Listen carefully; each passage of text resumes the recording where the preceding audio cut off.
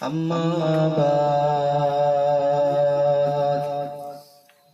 فيا أيها الغازرون رحمنا ورحمكم الله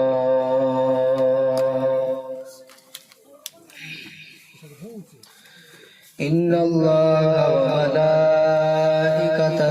يصلون على النبي يا أيها الذين آمنوا صلوا عليه وسلموا تسليما درود الله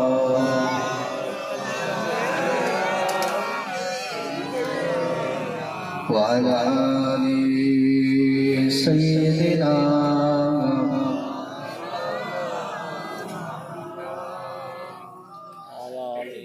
تنور في دولتك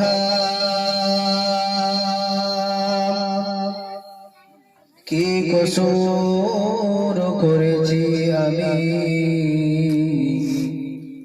তোমারি ওই ইশকে মালা গলে পড়ি সাল্লু আলা তোমার ইশকে এমনি জানা কি করি মদিনা ওয়ালা কালিমা লা ইলাহা ইল্লাল্লাহ জোরে জোরে লা ইলাহা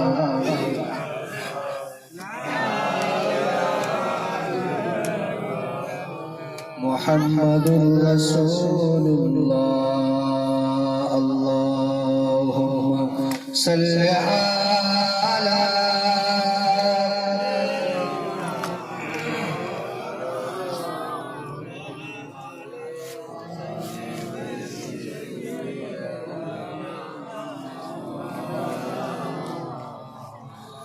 पैगंबरों का रोज़ा दिखा दे खुदाया डरे मुद्दात कैसी मिला दे खुदाया शराबे मोहब्बत पिला दे खुदाया पैगंबरों का रोज़ा दिखा दे खुदाया अल्लाहुम्मा सल्ली अला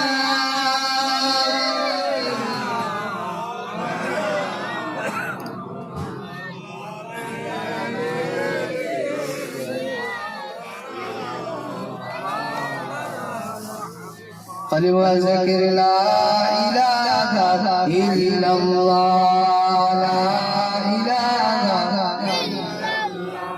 जोरे जोरे मोहब्बत ला इलाहा इल्लल्लाह मुहम्मदुर रसूलुल्लाह अल्लाहुम्मा सल्ली अला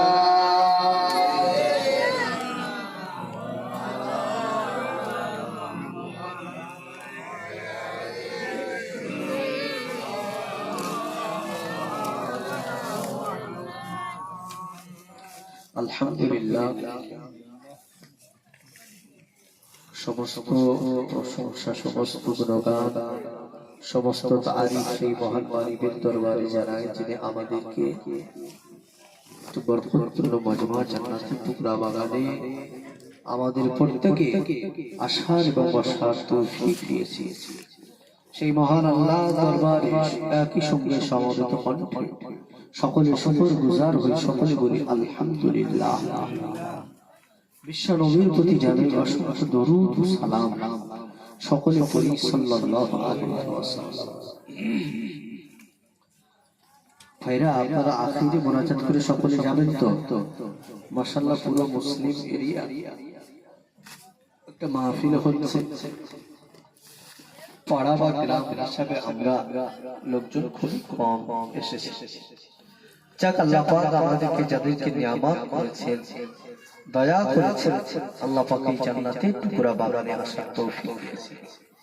বহু মানুষ রাস্তায় আসার সময় দেখলাম যুবক ছেলেরা ওখানে ফ্রি ফায়ার খেলা করছে মোবাইলে। সমাজ পরিবেশ আস্তে আস্তে সব শেষ হয়ে যাচ্ছে, সব শেষ হয়ে যাচ্ছে। এমন একটা সময় ছিল যে সময়টা 20 বছর আগে, যে সময়টা সকাল সন্ধ্যায় রাস্তা দিয়ে হেঁটে গেলে এই সব বাড়ি থেকে আল্লাহ পাকের কোরআনের আওয়াজ ভেসে আসতো, বলেন সুবহানাল্লাহ। অতই না সুন্দর ছিল না সেই সময়টা। এখন তো কবরস্থানের পাশ থেকে মুসলমান গান শুনতে শুনতে চলে যায়। মহান আল্লাহ রাব্বুল আলামিন তিনি কোরআনে কারীমের মধ্যে বলেছেন সূরা মুলকের মধ্যে, আল্লাযী খালাকাল মাউতা ওয়াল হায়াতা লিয়াবলুয়াকুম আইয়ুকুম আহসানু আমালা। আমি হায়াতের আগে মাউতটাকে সৃষ্টি করেছি এজন্য যে আহসানু আমালা, পৃথিবীতে তোমরা কে কতটা অনেক বেশি, আল্লাহ এমন কথা বললেন না, কে কত সুন্দর ইবাদত সুন্দর আমল করে আমি আল্লাহ আমার কাছে নিয়ে আসতে পারবো। এই পৃথিবী একটা পরীক্ষাগার। পরে পরে রাসূলুল্লাহ সাল্লাল্লাহু আলাইহি ওয়াসাল্লাম বলেছেন, আল কবরু রাউযাতুম মির রিয়াজুল জান্নাহ ওয়াল হুফরু মিন হুফারিন নিরা। যদি পৃথিবীতে আমরা আল্লাহর হুকুম এবং রাসূলুল্লাহ সাল্লাল্লাহু আলাইহি ওয়াসাল্লামের সুন্নাহকে আঁকড়ে ধরতে পারি, তাহলে কবর আমাদের জন্য হবে জান্নাতের টুকরা। আর যদি আমরা আঁকড়ে না ধরতে পারি, কবর আমাদের জন্য জাহান্নামের গর্ত হয়ে যাবে, জাহান্নামের গর্ত হয়ে যাবে। সুতরাং আমাদের সময়টাকে মূল্যায়ন করতে হবে, আমাদের জীবনের চলার পথটাকে পরিবর্তন করতে হবে। সারাটি জীবন ধরে আমরা ওয়াজ শুনে আসছি, মাশাআল্লাহ, প্রত্যেক দিন মাহফিল। কিন্তু মাহফিল থেকে আমরা কি নিলাম? আমরা মাহফিলে যাই নিয়াত করে কার কণ্ঠ কত সুন্দর, কার গলা কত ভালো, কার ওয়াজ কত সুন্দর লাগবে, এই হৃদয় এই মন নিয়ে আমরা ওয়াজ শুনতে যাই। আমাদের হৃদয় আমাদের নিয়তটা তো এমনই হওয়া দরকার যে আমরা এই মাহফিল থেকে কিছু ইলমিয়াত নিয়ে আসবো, যেটাকে আমার জীবনের আগে আমলে পরিণত করব। আমলটা হওয়ার দরকার ছিল না, কিন্তু এখন তো হয়ে গেছে উল্টো। সুন্দর কণ্ঠ হলে একটু শুনি, কণ্ঠটা ভালো লাগছে, বস্তা বস্তা বস্তা বস্তা, এটা সাহাবায়ে কেরাম তাদের জীবনের সঙ্গে কেমন ভাবে লাগিয়েছে, ছোট্ট একটা উদাহরণ দিলে আপনারা বুঝবেন। উহুদের ময়দানে ইসলামের দ্বিতীয়তম যুদ্ধ হয়েছিল উহুদ। ইসলাম আমাদের কাছে কখন কি চায় এটাকে আমাদের মাথায় রাখতে হবে। এই বর্তমান সময় আপনারা নিউজে দেখেন, সোশ্যাল মিডিয়ায়, যে মুর্শিদাবাদে বাবরি মসজিদ হবে, মুর্শিদাবাদে বাবরি মসজিদ হবে, আপনারা নিউজে দেখেছেন। আমি গত পরশু দিন মুর্শিদাবাদ প্রোগ্রাম করে এসেছি, পরশু গোটা মুর্শিদাবাদ পুরো বাবরি মসজিদের ছবি লেগে গেছে, ছবি লেগে।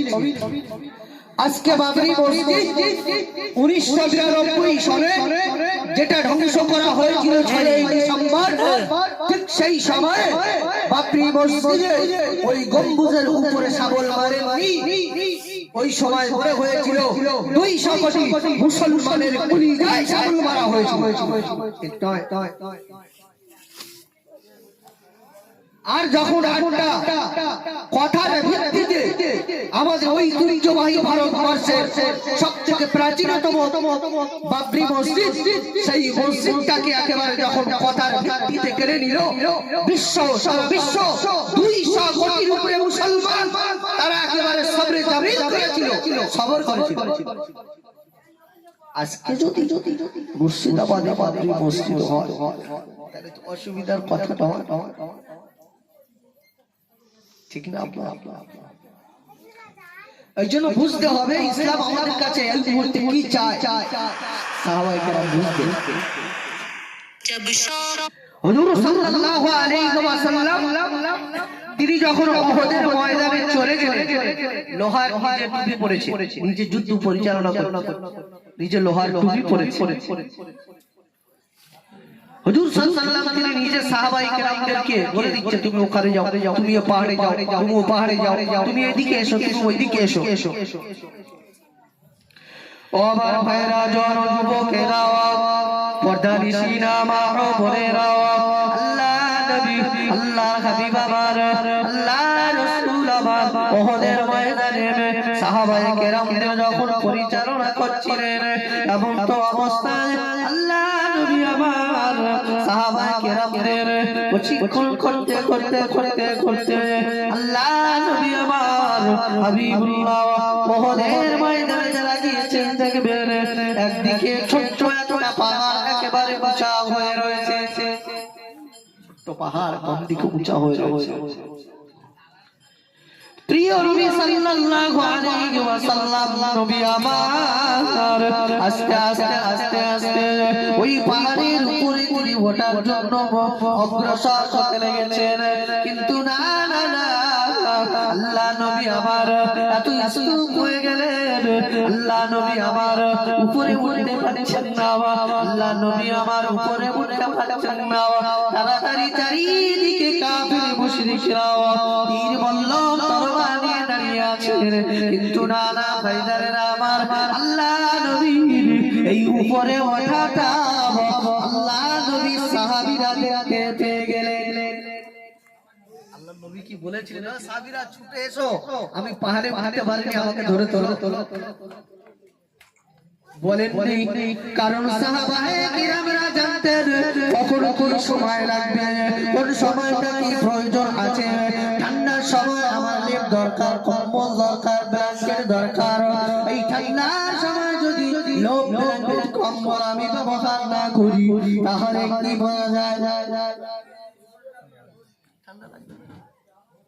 তা সাহাবীরা বুঝতেন আমার নবী যখন তাকাচ্ছে, একজন সাহাবী বুঝতে পেরেছেন নবী আমার উপরে উঠবে কিন্তু একা উঠতে পারছে না।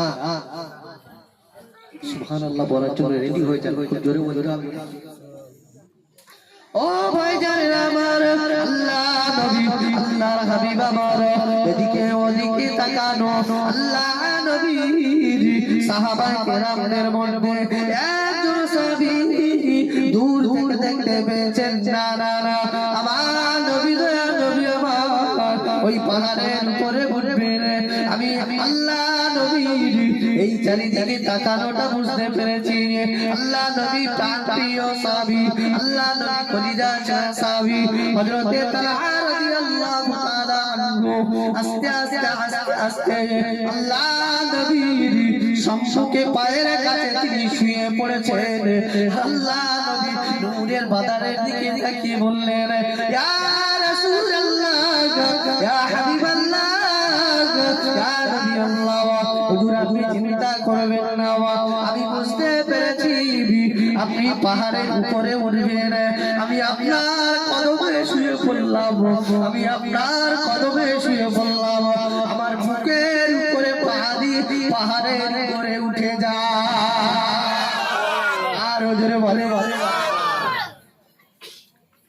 তাহলে আল্লাহ নবী কি বলেছিলেন, বাবা বাবা এখানে এসে শুয়ে পড়ো, জায়গাটা ডিসটেন্স উঁচু, আমি উঠতে পারছি না বাবা, তা তুমি শুয়ে পড়ো, তোমার গায়ের উপরে পা দিয়ে নবী বলেছিলেন।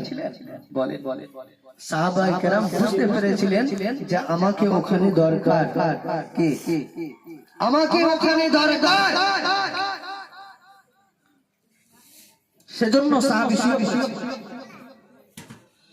আল্লাহ নবী আমার নূর নবী আমার হাবিবুল্লাহকে জানিয়ে দিলেন, ও বাবা তালহা, তোমার এই আমার পায়ের কাছে শুয়ে পড়াটা মহান আল্লাহ রাব্বুল আলামিন আরশে আজিম থেকে দেখেছেন, আরশে আজিম থেকে জানিয়ে দিয়েছেন, ও বাবা তালহা, তোমার তোমার এই বুঝতে পারার জন্য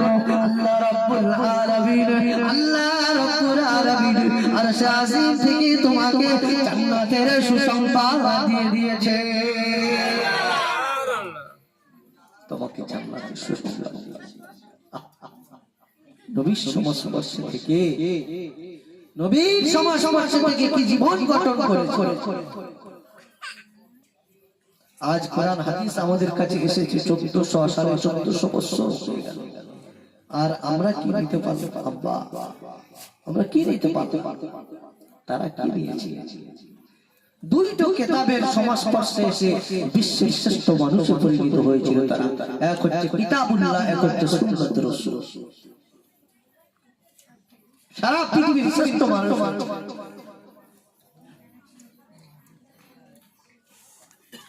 আল্লাহ নবী আমার নবী দয়া নবী আমার পাহাড়ের উপরে যখন উঠে পড়লেন, আল্লাহ নবী সাহাবী হযরতে তালহা রাদিয়াল্লাহু আনহু আস্তে আস্তে আল্লাহ নবীকে ওই পাহাড়ের মধ্যে এমন একটা ছোট্ট জায়গা রয়েছে, ওই গভীর অন্ধকার জায়গা, ওই উহুদ পাহাড়ের উপরে আল্লাহ নবীকে আড়াল করে আবু তালহা বসিয়ে দিলেন। আবু তালহা যখন বসিয়ে দিলেন, হাদিসের মধ্যে পাওয়া যায়, হাদিসের মধ্যে দেখা পাওয়া যায় আল্লাহ নবী যে উহুদ পাহাড়ের উপরে আবু তালহা আমার নবীকে লুকিয়ে রেখেছিলেন, ওই পাহাড়টা আল্লাহ রাব্বুল আলামিন একেবারে তোষকের মতো গদিতে পরিণত করে দিয়েছিলেন। নরম হয়ে গেছে পাহাড়, নরম হয়ে যে পাহাড় কেঁদেছিলেন আমার নবীর জন্য, যে পাহাড় নবীর জন্য কেঁদেছে। আমার নবী সাল্লাল্লাহু আলাইহি ওয়াসাল্লাম তিনি যখন বাইরে বেরোতেন উহুদের পাশ থেকে যেতে, উহুদের পাশ থেকে উহুদকে দেখতেন, উহুদকে সালাম দিতেন। একদিন নবী আবার বাইরে বের হয়েছেন, কিন্তু তিনি তার পথযাত্রাটা অন্য রুট, অন্য লাইন তিনি ঘুরিয়ে দিয়েছেন, অন্যদিকে ঘুরিয়ে দিয়েছেন। হুজুর আমার তারপরে যখন আসলে এসে দেখছেন উহুদ পাহাড়, যেমনি করে আমরা দেখি পাহাড়ের বুকে যেমন ঝর্ণা নামে, তেমনি করে উহুদ পাহাড় থেকে একটা মানুষের চোখে চোখে পানি যেমন টপ টপ করে পড়ে, ওই উহুদ পাহাড় থেকে টপ টপ করে পানি পড়ছে। নবী আমার বলেছিলেন, উহুদ তুমি কাঁদো কেন? ওই সময় উহুদের জবানকে আল্লাহ খুলে দিয়েছিল। উহুদ বলেছিল, আল্লাহর রাসূল আজকে সকাল থেকে ফোন করেছে, আজকে সকাল থেকে আপনার দিদার পাইনি, সেজন্য আমি উহুদ পাহাড় কাঁদতে লেগেছি। কি রাসূল পেয়েছে। সেই উহুদ পাহাড়ে একটা জায়গায় চারিদিকে পাথরে ঘেরা, সেই জায়গা আবু তালহা আল্লাহ নবী সাল্লাল্লাহু আলাইহি ওয়াসাল্লাম বসিয়ে দিয়েছে। ও ভাইজানেরা আমার, আল্লাহ নবী নবী আমার দয়া নবী আমার বিশ্ব নবী আমার ওই পাহাড়ের মধ্যে তিনি বসা রয়েছেন। এমন তো অবস্থায় দেখতে পাওয়া যায় আবু তালহা দেখতে পেলেন দূর থেকে কাফির মুশরিকরা তীর আর তরবারি দিয়ে তীরটা বারে বারে বারে বারে বারে বারে আল্লাহ নবীর দিকে লক্ষ্য করে তারা বারবার মারতে আরম্ভ করেছেন, বারবার তীর ছুটতে আরম্ভ করেছেন। ও ভাইজানেরা আমার, ও যুবক ভাইরা, পর্যায়রা মা উপরে নাও, আল্লাহ নবীর দিকে যখন বারে বারে তীর ছুটে আসতে লাগলেন, আবু তালহা রাদিয়াল্লাহু আনহু তাড়াতাড়ি করে উপরে উঠে আল্লাহ নবীকে একেবারে পাঁচা মেরে জড়িয়ে ধরেছেন। হাদিসের মধ্যে এসেছে ওই তীরগুলো একা আবু তালহার শরীরের মধ্যে 120টা তীর ঢুকে গিয়েছিল। 120খানা তীর তালহার শরীরের মধ্যে বিদ্ধ হয়েছে। ও ভাইজানেরা আমার, এমন তো অবস্থা দেখতে পাওয়া যায় দূর থেকে একটা তীর এসে আল্লাহ নবী আমার যে লোহার টুপি মুবারক করেছিলেন, ওই লোহার টুপি মুবারক যখন খুলে গেছেন লোহার টুপি মুবারক একেবারে আল্লাহ নবীর নূরের বাদারে লেগে এই জায়গায় আমার নবীর কেটে গিয়েছেন ঝরঝর করে রক্ত পড়ছে নবী আমার বিশ্ব নবী দয়া নবী আমার ওই রক্ত মাখাবা দুটো হাত একটা জায়গা করে নিয়ে হাতগুলো রক্তে ভরপুর হয়ে যায় আল্লাহ নবী দিন দুনিয়ার বাদশা রাসূলুল্লাহ আমার ওই রক্তগুলি আমার আল্লাহকে সাক্ষ্য রেখে বলেছিলেন ওই জাতির কিভাবে কল্যাণ আসবে যে জাতি তার নবীর রক্তকে রঞ্জিত করে দেয় ওদের ময়দানে আমার রাসূলুল্লাহ সাল্লাল্লাহু আলাইহি ওয়াসাল্লাম শরীরে লাগলে কপালে লোহার টুপি পেয়ে গেল হুজুর সাল্লাল্লাহু আলাইহি ওয়াসাল্লামের দুটি দাঁত উহুদের ময়দানে শহীদ হয়ে গেল দুটি দাঁত উহুদের ময়দানে শহীদ ক্যামেরা যা ক্যামেরা ভাবে না জিনিসগুলো কখন কি প্রয়োজন কি দরকার সাহাবায়ে কেরাম রাদিয়াল্লাহু আলাইহিম আজমাইন তারা জানতেন যে এখানে আমি আবু তালহা এখানে আমার দরকার আছে আল্লাহর নবী সাল্লাল্লাহু আলাইহি ওয়াসাল্লাম তিনি বলেন ক্যামেরাটা মোজ তিনি বলেন যে তালহা এসো ফ্ল্যাশ জ্বালা সারা উহুদের ময়দান কাফির মুশরিকরা এলান করে মুহাম্মদ বেঁচে নাই মুহাম্মদ মারা গেছে মুহাম্মদ শহীদ হয়ে গেছে মুনাফিকদের মধ্যে বটরিকা হাসি আরম্ভ হয়ে গেল না মুহাম্মদ যেহেতু মারা গেছে মুহাম্মদ যেহেতু শহীদ হয়ে গেছে যুদ্ধের আর কোনো প্রয়োজন নাই যুদ্ধের আর কোনো দরকার নাই আর যুদ্ধ করা লাগবে না চলো মদিনার দিকে ফিরে চলো মদিনার দিকে ফিরে চলো আর যুদ্ধ করে কি হবে আমার নবী যখন শহীদ হয়ে গেছে কিন্তু নবী সাল্লাল্লাহু আলাইহি ওয়াসাল্লাম শহীদ হয়েছে শহীদ হন ওই মুসলমানদের মধ্যে কিছু ঢুকেছিল হাসান ভাই বক্তব্য করছিলেন না এক্ষুনি যে মুনাফিক কিছু মুনাফিক ঢুকেছিল আল্লাহ নবীর সঙ্গে যুদ্ধ করতে এসেছে তারা মদিনার দিকে যেতে লেগেছেন মদিনার শিশুরা মদিনার আউয়াল বিদ্যা বনিতারা তারা পাগলের মতো হয়ে গেছে পাগলের মতো দৌড়াতে ওদের ময়দানের দিকে অগ্রসর হতে লেগেছেন তারা জিজ্ঞেস করেন ও বাবা কোথায় যাও তুমি ওদের ময়দানে যাচ্ছি ওদের ময়দানে আমরা যাচ্ছি ওই সভা তারা বলেছিলেন ওদের ময়দানে গিয়ে কি করবে তোমার যে স্বামী যুদ্ধের ময়দানে গিয়েছিল তোমার স্বামী শহীদ হয়ে গেছে তোমার যে সন্তান গিয়েছিল তোমার সন্তান আর বেঁচে নাই শহীদ হয়ে গেছে ওই সময় মদিনার শিশুরা ওই সময় মদিনার মায়েরা হয়েছিলেন কে শহীদ হয়ে গেছে কে বেঁচে আছে কে মরে গেছে আমরা শুনতে চাই না আমরা শুনেছি আমাদের কাছে খবর এসেছে আল্লাহ নবী নাকি শহীদ হয়ে গেছে আল্লাহ নবী নাকি মারা গেছে বলো না কানাকাটি করে বলো আমার স্বামী বেঁচে আছে না মারা গেছে আমি শুনতে চাই না আবার বাচ্চা মারা গেছে না বেঁচে আছে আমি শুনতে চাই না তাড়াতাড়ি করে তুমি বলো আমার বিশ্ব নবী রাসূলুল্লাহ কেমন আছে আমার রাসূলুল্লাহ কেমন আছে তাদের কাছে খবর পেয়ে আল্লাহ নবী আমার শহীদ হয়ে গেছে আল্লাহ নবী শরীর থেকে যখন রক্ত বাইর হওয়া আরম্ভ হয়ে গেল দূর থেকে সাহাবায়ে কেরামেরা পাগলের মতো হয়ে গেলেন আল্লাহ নবীকে শহীদ করে দিয়েছে আল্লাহ নবীকে মেরে ফেলেছেন আল্লাহ নবী শাহাদাত বরণ করেছেন সাহাবায়ে কেরামেরা যুদ্ধের ভয় থেকে তরবারি ফেলে রেখে দিয়ে আস্তে আস্তে তারা দৌড়ে ওই পাহাড়ের উপরে উঠে লেগেছেন যারা আল্লাহ নবী যদি সত্যিকারে শহীদ হয়ে যায়, আল্লাহ নবী যদি শাহাদাত বরণ করে, তাহলে তো আমাদের জিহাদের কোনো দরকার নাই।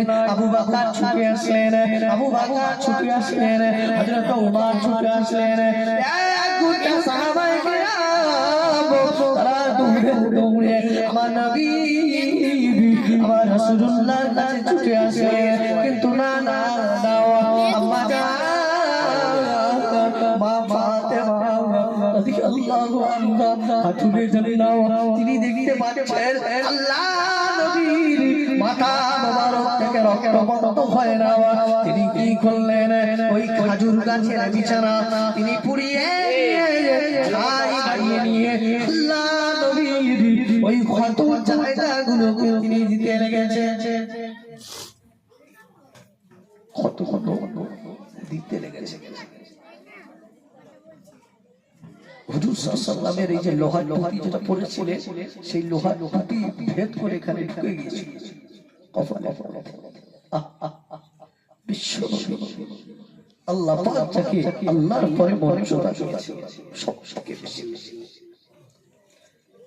যিনি হ্যাঁ যদি বলে যায় সেটা আমাদের জন্য খাওয়া আল্লাহ হালাল করে দেয়, যিনি না বলে দিলে আল্লাহ পাক আমাদের জন্য হারাম হারাম। হুজুর সাল্লাল্লাহু আলাইহি ওয়াসাল্লামে যে লোহা টুপিটা ভেদ করে ঢুকে গেছে, সিদ্দিক আকবর আবু বকর সিদ্দিক রাদিয়াল্লাহু আনহু আস্তে আস্তে সে দৌড়ে এসে আল্লাহ নবী কপালে মোবারকের উপরে তাড়াতাড়ি মুখ লাগিয়ে দিয়ে ওইটা লোহার টুপিটা যে বিদ্ধ হয়ে গেছে প্রবেশ করেছে, সেটাকে ছাড়িয়ে আনার জন্য তিনি চেষ্টা চালাতে যাচ্ছেন। আবু বকর সিদ্দিক রাদিয়াল্লাহু আনহু তিনি যখন যাচ্ছেন, ওই লোহার টুপি যে ভেদ করে ঢুকে গেছে সেটাকে দাঁত দিয়ে টেনে বের করে,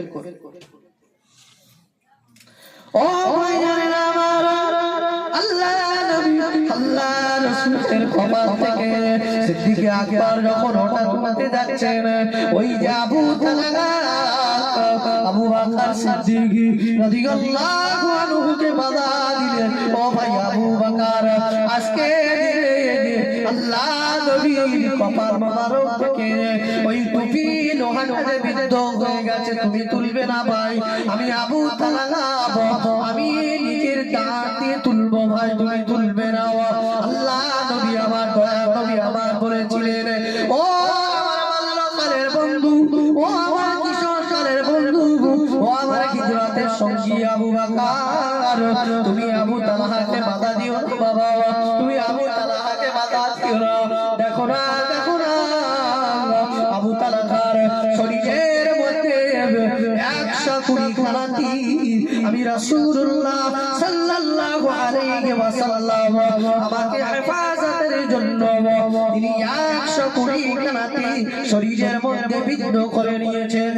ও বাবা আবু বকর, ও বাবা আবু বকর, আজকে দিনে আমার কপাল মোবারক থেকে এই লোহার টুপিটা দাঁত দিয়ে তুলবে কেবল আবু তালহা।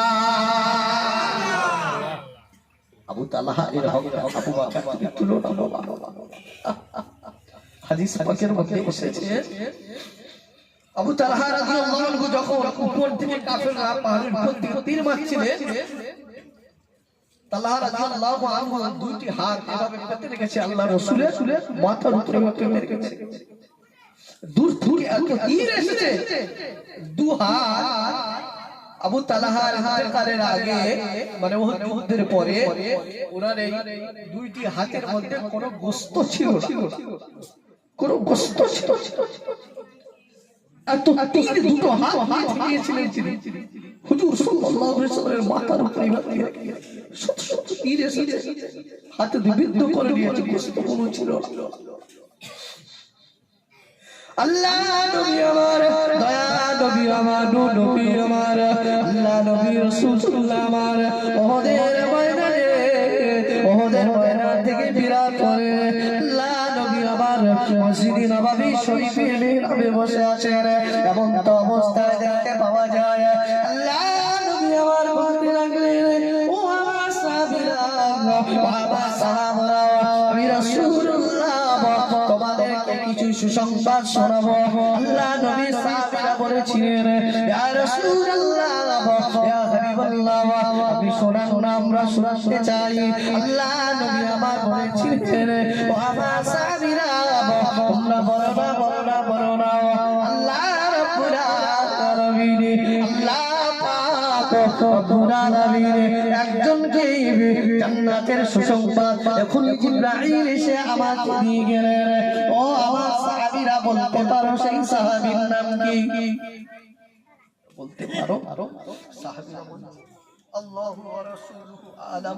ইয়া রাসূলুল্লাহ আমরা বলতে পারি না, আল্লাহ আল্লাহ রাসূল ভালো জানেন।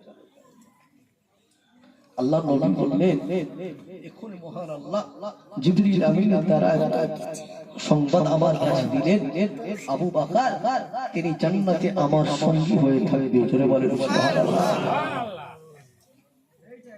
তারপর আমার নবী সাল্লাল্লাহু আলাইহি ওয়াসাল্লাম বললেন বাবা জান্নাতে আমার বাড়ির সামনে কার জান্নাত হবে বলো তো? কার জান্নাত হবে? সাহাবীরা চুপ আছে। আল্লাহ নবী বলছে বাবা আমার জান্নাতের সামনে যার জান্নাতের বাড়ি হবে সেটা হচ্ছে ওমর ইবনে খাত্তাব রাদিয়াল্লাহু আনহু। জোরে বলেন না সুবহানাল্লাহ। আল্লাহ নবী আমার 3 নম্বরে বললেন ও আমার সাহাবীরা তোমরা কি বলতে পারো বাবা জান্নাতে আল্লাহ রাব্বুল আলামিন আমার পাশে আল কাহাবাইনি ফিল জান্নাতি এমন পাশাপাশি কে থাকবে বলো?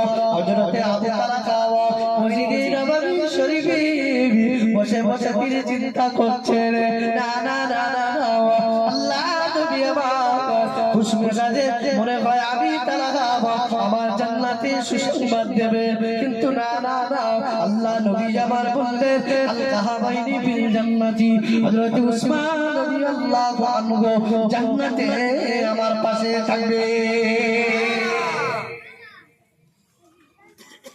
তারপর লম্বা ঘটনা ঘটার পর হযরত আলীর কথা বললেন, হযরত জুবায়েরের কথা বললেন। ও ভাইয়ারা আমার আল্লাহ নবী আমার দয়া নবী আমার নবী আমার নূরে জামানে বক্তব্য দেওয়ার পরে ওয়াজ করার পরে আল্লাহ নবী আমার সাহাবীদেরকে বলতে লাগলেন ও আমার সাহাবীরা আমি রাসূলুল্লাহ আমি তোমাদেরকে ওয়াজ শোনাচ্ছি বাবা, কিন্তু না আমি মসজিদে নববী শরীফের মধ্যে থেকে একটা কান্নার আওয়াজ আমি রাসূলুল্লাহ শুনতে পাই, আমি রাসূলুল্লাহ বুঝতে পারি, আমি রাসূলুল্লাহ জানতে পারছি তোমাদের মধ্য থেকে কি যেন হৃদয় ভরা কান্না, হৃদয় ভরা কান্নার আওয়াজ আমি রাসূলুল্লাহ আমার কানে আমি শুনতে পাচ্ছি বাবা। ও বাবা আবু বকর, ও বাবা উমর গোটা মসজিদে নববী শরীফ, গোটা মসজিদে নববী শরীফ তলাশ করে দেখো না বাবা এই কান্নার অবস্থা একেবারে হৃদয় কান্নার আওয়াজ, কান্নার অবস্থা কার আর কান্নার কারণটা কি এটা জেনে শোনা বাবা। রাসূলুল্লাহ তোমাদের ওয়াজ শোনাচ্ছি বাবা, কিন্তু আমি রাসূলুল্লাহ সাল্লাল্লাহু আলাইহি ওয়াসাল্লাম শুনতে পাচ্ছি তোমাদের মধ্য থেকে কারো হৃদয় ভাঙা একটা কান্না, কষ্ট কান্না আমি রাসূলুল্লাহ সাল্লাল্লাহু আলাইহি ওয়াসাল্লাম শুনতে পাচ্ছি বাবা। যাও যাও যাও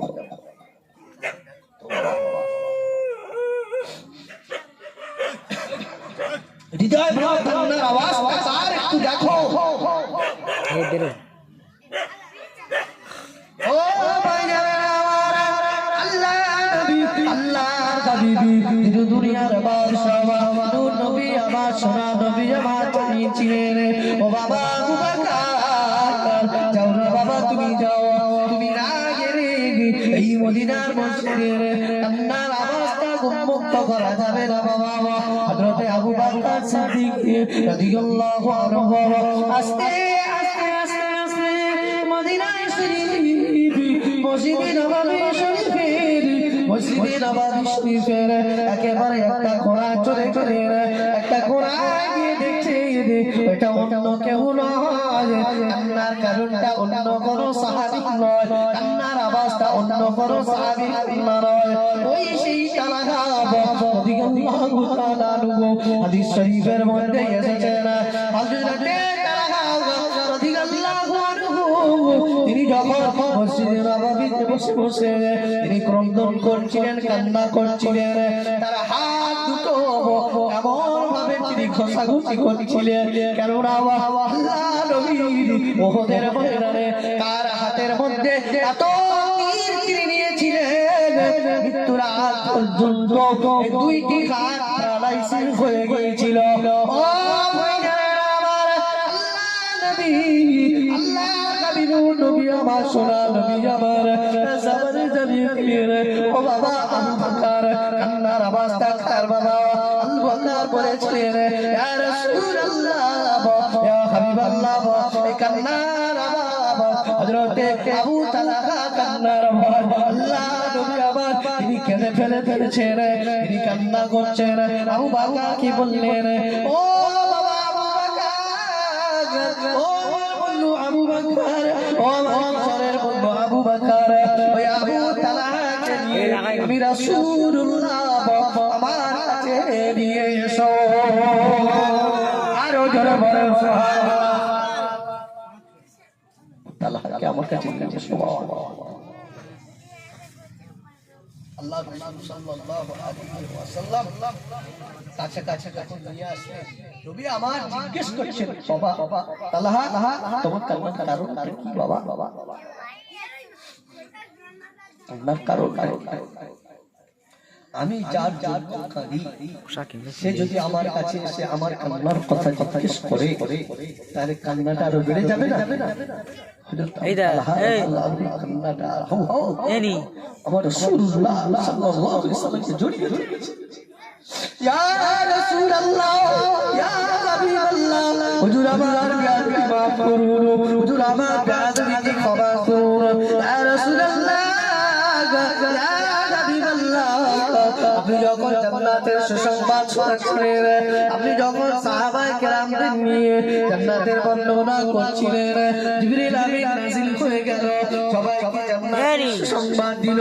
আমি তালহা আমি মনে মনে চিন্তা করছিলাম, না না না, আমি তালহা আল্লাহ পাক আল্লাহ রাসূল আমার নিশ্চয় আমাকে জান্নাতের সুসংবাদ দেবে, নিশ্চয় আমাকে জান্নাতের সুসংবাদ শোনাবে। ইয়া রাসূলুল্লাহ, ইয়া হাবিবাল্লাহ, আমি সেই ব্যথায়, আমি সেই বেদনায় কান্না করছিলাম যে না না না, আমার রাসূলুল্লাহ সাল্লাল্লাহু আলাইহি ওয়াসাল্লাম তিনি আমি তালহা আমার কথা কেন বললেন না? আল্লাহ নবী আমার বলেছিলেন, ও তুমি কেঁদো না বাবা, কেঁদো না। আল্লাহ রাব্বুল আলামিন তোমার এই সুসংবাদটা কিয়ামতের ময়দানের জন্য আল্লাহ পাক কবুল করে নিয়েছে। কিভাবে? আল্লাহ নবী আমার তার সমাজ আমারে জানিয়ে দিলেন, তার সমাজ আমারে ঘোষণা করে দিলেন, ও বাবা কিয়ামতের ময়দানে মাহশরে আমার যখন গুনাহগার উম্মতিরা, আমার যখন নাদান উম্মতিরা আল্লাহ পাকের জাহান্নামের ফেরেশতারা, আল্লাহ পাকের জাহান্নামের ফেরেশতা মালিক তারা যখন وسيق الذين كفروا إلى جهنم زمرا, আমার এই গুনাহগার উম্মতিদের গলায় শিকল পরিয়ে দিয়ে ধরে ধরে জাহান্নামের দিকে নিয়ে যাবে। ও বাবা তালহা, তোমার এই প্রাণায় হওয়াত, তোমার এই শরীরের মধ্যে 120 খানা তীরে বিদ্ধ হওয়া শরীরটা নিয়ে আমি আল্লাহর কাছে দোয়া চেয়েছি বাবা তালহা, কিয়ামতের ময়দানে আমার এই গুনাহগার উম্মতিদের সামনে তুমি তালহা দাঁড়িয়ে যাবে।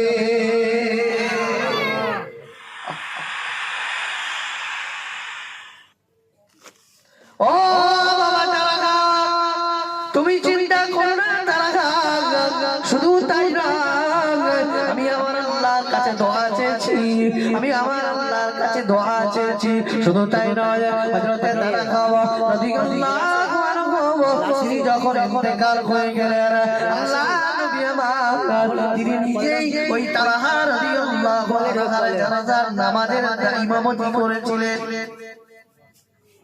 তিনি নিজে এই সাইডে মানে জানাজার নামাজের ইমামতি করেছিলেন। সাল্লাল্লাহু আলাইহি ওয়াসাল্লাম।